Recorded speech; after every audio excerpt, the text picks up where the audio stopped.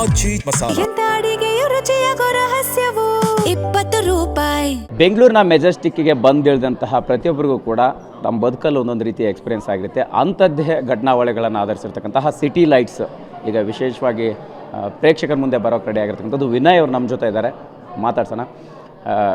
ವಿನಯ್ ಅವರೇ, ಸಹಜವಾಗಿ ಅಂದರೆ ಒಂದೊಂದು ಸಿನಿಮಾದ ಪಾತ್ರಗಳು, ಕಥೆಗಳು ಒಂದಿಷ್ಟು ಬದುಕುಗಳಿಗೆ ಕನೆಕ್ಟ್ ಆಗುತ್ತೆ. ಅಂಥದ್ದೇ ಜರ್ನಿ ಸಿಟಿ ಲೈಟ್ಸಲ್ಲಿ ಇದೆ ಅನ್ನುವಂಥದ್ದು. ಹೇಗಿತ್ತು ಆ ಜರ್ನಿ ಅನ್ನುವಂಥ? ಸಿಟಿ ಲೈಟ್ಸ್ ಜರ್ನಿ ತುಂಬ ಚೆನ್ನಾಗಿತ್ತು. ನಾನಂತೂ ಇಡೀ ಶೂಟಿಂಗ್ ತುಂಬ ಸೆಲೆಬ್ರೇಟ್ ಮಾಡಿದೆ, ತುಂಬ ಎಂಜಾಯ್ ಮಾಡಿದೆ. ಒಂಥರ ಆಮೇಲೆ ತುಂಬ ಒಂದೊಳ್ಳೆ ಎಕ್ಸ್ಪೀರಿಯೆನ್ಸ್ ಕೂಡ, ಸಾಕಷ್ಟು ಕಲಿತೆ ವಿಜಯ್ ಸರಿಂದ, ಅವರ ಡಿರೆಕ್ಷನಿಂದ, ಆಮೇಲೆ ಈ ಕಥೆಯಿಂದ. ಆಮೇಲೆ ಇನ್ನೊಂದೇನೆಂದರೆ ಸಿಟಿ ಲೈಟ್ಸ್ ಎಲ್ಲರಿಗೂ ಏನಕ್ಕೆ ತುಂಬ ಹತ್ತಿರ ಆಗುತ್ತೆ ಅಂದರೆ, ಬೆಂಗಳೂರಿಗೆ ದಿನಾಗಲೂ ಒಂದು ಬೇರೆ ಹಳ್ಳಿಗಳಿಂದ, ಆಮೇಲೆ ಇಂಡಿಯಾದಿಂದ ಬೇರೆ ಬೇರೆ ಸ್ಟೇಟ್ಗಳಿಂದ ಸಾವಿರಾರು ಜನ ಬರ್ತಾರೆ ಅವ್ರ ಲೈಫ್ ಕಟ್ಕೊಳಕ್ಕೆ.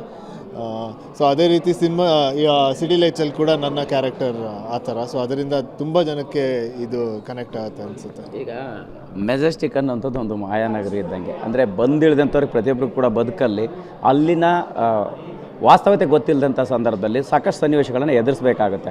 ಅಂತಹ ಜನರಿಗೆ ನಿಮ್ಮ ಪಾತ್ರಗಳು ಕನೆಕ್ಟ್ ಆಗುವಂಥ ರೀತಿ ಇದೆ. ಅದು ಹೇಗೆ ಮತ್ತು ಹೆಂಗಾಗುತ್ತೆ ಅನ್ನೋಂಥದ್ದು, ಅಂದರೆ ಅಲ್ಲಿ ಬರುವಂಥ ಪ್ರತಿಯೊಬ್ಬರಿಗೂ ಕೂಡ ಅಲ್ಲಿನ ನೀವು ಅಭಿನಯಿಸಿರ್ತಕ್ಕಂಥ ಪಾತ್ರಗಳು ಬೇರೆ ಬೇರೆ ರೀತಿಯಲ್ಲಿ ಕನೆಕ್ಟ್ ಆಗುತ್ತೆ ಅನ್ನುವಂಥದ್ದು ಈಗ ಹೇಳಿರುವಂಥದ್ದು. ಸೊ ಅದು ಹೇಗಾಗುತ್ತೆ ಅಂದರೆ, ಈಗ ಕೇವಲ ಒಂದು ಬದುಕನ್ನು ಹುಡುಕಿ ಬರುವಂಥವ್ರಿಗೆ, ಅಥವಾ ಇಲ್ಲಿ ಯಾವುದೋ ದಾರಿ ತಪ್ಪಿದ ಒಂದಿಷ್ಟು ಘಟನಾವಳಿಗಳಿಂದ ಹಿಂಗಾಗುತ್ತಾ, ಹೇಗೆ ಅಂತ?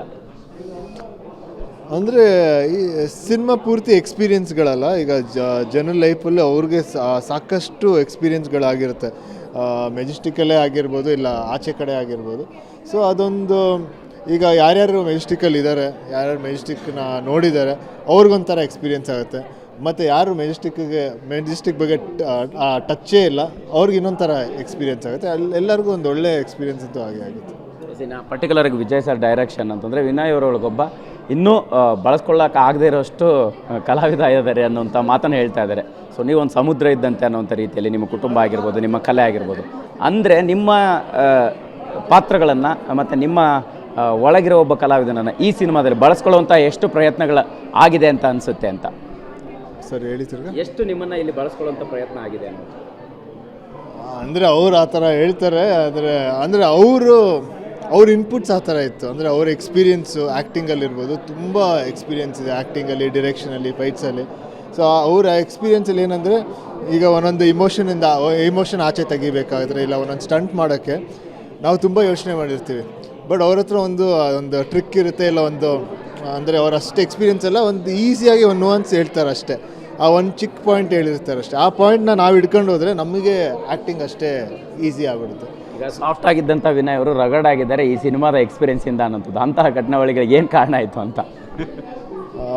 ಅಂದರೆ ಅವರು ತುಂಬ ಪುಷ್ ಮಾಡ್ತಾರೆ ಇನ್ನೂ ಹೆಚ್ಚು ಮಾತಾಡೋಕ್ಕೆ, ಓಪನ್ ಆಗೋಕ್ಕೆ, ಆಮೇಲೆ ಆ್ಯಕ್ಟಿಂಗ್ ಮಾಡೋಕ್ಕೆ.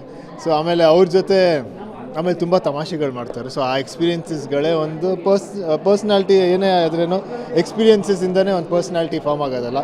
ಆಮೇಲೆ ಒಂದು ಸಿನಿಮಾ ಆದಮೇಲೆ ಇನ್ನೊಂದು ಸಿನಿಮಾದಲ್ಲಿ ಆ ಎಕ್ಸ್ಪೀರಿಯೆನ್ಸ್ ಗೇನ್ ಆಗ್ತಾನೆ ಹೋಗುತ್ತೆ. ಅದೇ ರೀತಿ ಸಿಟಿ ಲೈಟ್ಸಲ್ಲಿ ಇದೊಂಥರ ಎಕ್ಸ್ಪೀರಿಯೆನ್ಸ್. ಕಂದಮ್ಮ ಸಾಂಗ್ ಕೂಡ ಒಂದು ಬೇರೆ ರೀತಿಯಲ್ಲಿ ಕನೆಕ್ಟ್ ಆಗೋದು ಅಂತಂದರೆ, ಇಲ್ಲಿ ಕೆಂಡದ ಒಕ್ಕುಳಿ ಅದು ಕೂಡ ಒಂದು ಬೇರೆ ಜಾನರ್ನ ಸಾಂಗ್ ಆಗಿರ್ತಕ್ಕಂಥದ್ದು. ಸೊ ಹೆಂಗೆ ಇದು ಆಡಿಯನ್ಸ್ನ ಥಿಯೇಟ್ರಿಗೆ ಬರೋಕ್ಕೆ ಇನ್ವಿಟೇಷನ್ಗಳಾಗುತ್ತೆ ಅನ್ನುವಂಥದ್ದು? ಖಂಡಿತ. ಈಗ ಏನದು